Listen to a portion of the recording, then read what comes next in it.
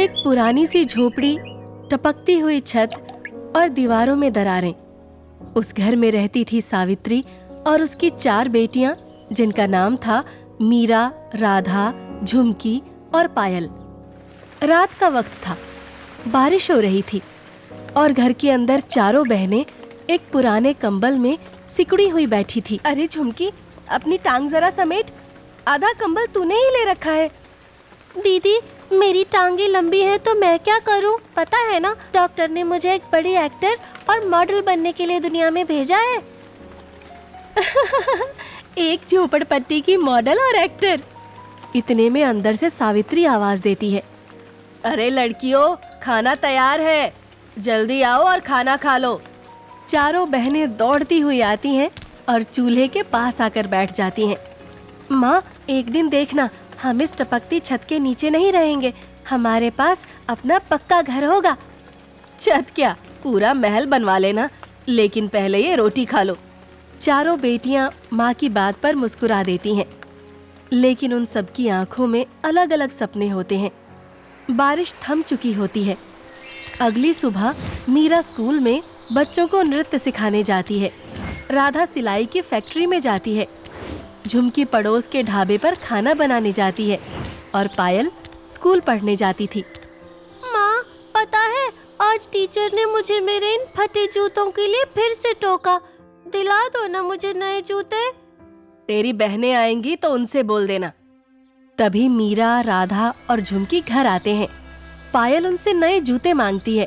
इस महीने तो नहीं हो पाएगा पायल, मुझे दुकानदार का बिल भरना है, 1 महीना और निकाल लो।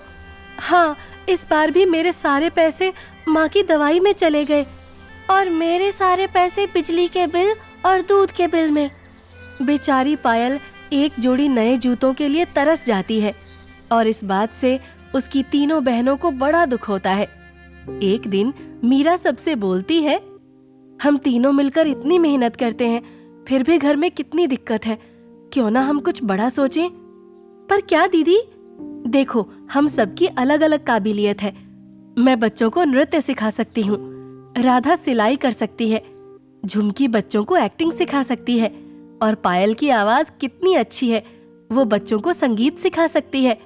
तो बताओ, हम दूसरे के पास जाकर काम क्यों करें? क्यों ना हम सब मिलकर अपना ही काम शुरू कर लें?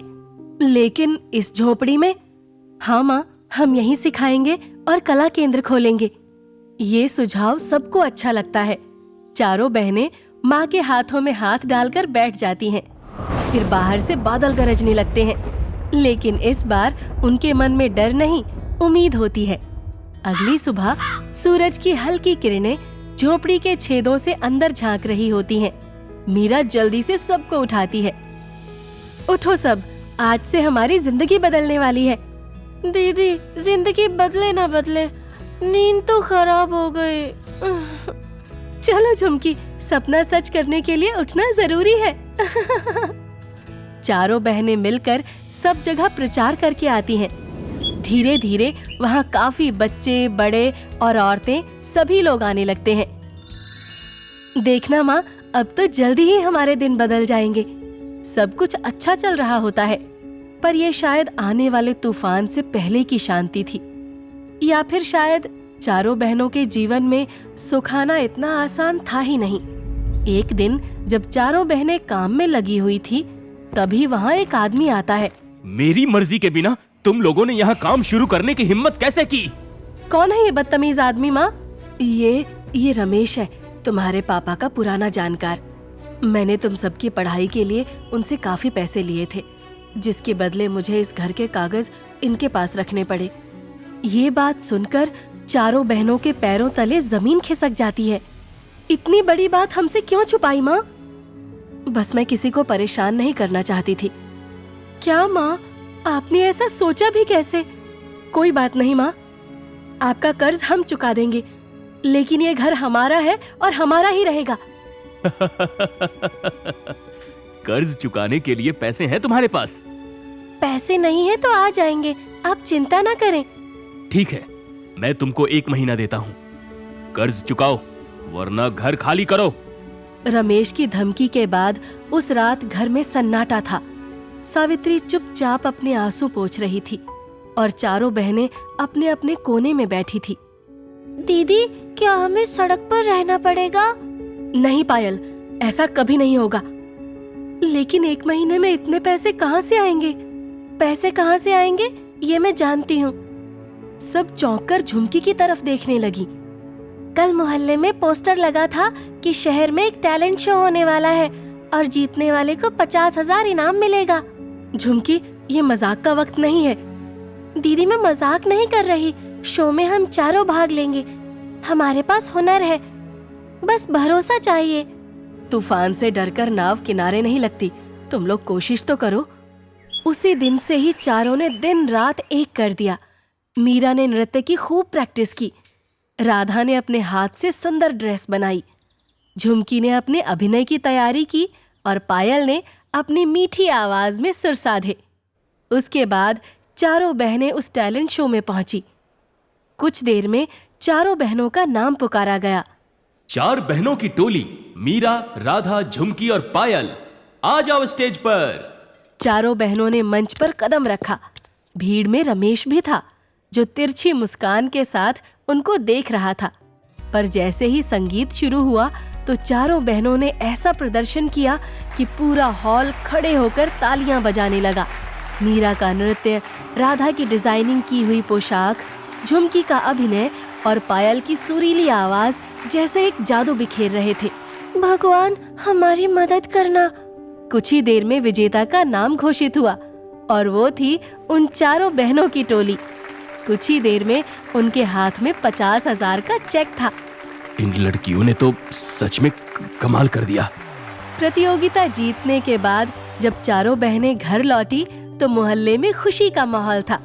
अरे सावित्री, तेरी बेटियों ने तो कमाल कर दिया, मोहल्ले का नाम रोशन कर दिया। अगली सुबह चारों बहनें रमेश के पास गईं और उसके सामने इनाम के 50,000 रख दिए। ये रहा आपका पैसा, अब हमारे घर के कागज हमें दे दीजिए। हाँ हाँ, क्यों नहीं। वैसे तुम बहनों ने वाकई कल कमाल कर दिखाया। मुझे कभी लगा ही नहीं था कि तुम लोग ये कर पाओगी। रमेश उनको घर के कागज वापस दे देता है। चारों बहनें घर आकर अपनी माँ को खुशखबरी देती हैं। उसके बाद ऐसा लगा ही था कि जैसे सारी मुश्किलें खत्म हो गई। पर 2 दिन बाद ही खबर आई कि एक बड़े सेठ ने उनके इलाके को खरीद लिया है और सबकी झोपड़ी तोड़कर वहाँ मॉल बनेगा। अब हम कहाँ जाएंगे? हमारे पास तो कोई सहारा नहीं। हमने अपनी झोपड़ी बचाई थी, अब पूरे मोहल्ले के लिए लड़ेंगे। मोहल्ले के सब लोग मीरा, राधा, झुमकी और पायल की तरफ उम्मीद से देखने लगते हैं। अगले दिन चारों बहनें मोहल्ले के लोगों के साथ उस सेठ के पास पहुंचती हैं। आप हमारे मोहल्ले की जमीन पर हमारी मर्जी के बिना कुछ नहीं कर सकते। इन सब को उनके घरों की कीमत दी जाएगी। और अगर कोई अपना घर बेचना ही ना चाहे तो? ये क्या मतलब है? कौन मना करेगा बेचने से? जब उसके हाथ में अच्छी खासी रकम रखी जाएगी तो? मैं मना करती हूँ अपना घर बेचने से, चाहे आप उसके बदले नोटों की हजारों गड्डियां ही क्यों ना मेरे सामने रख दें।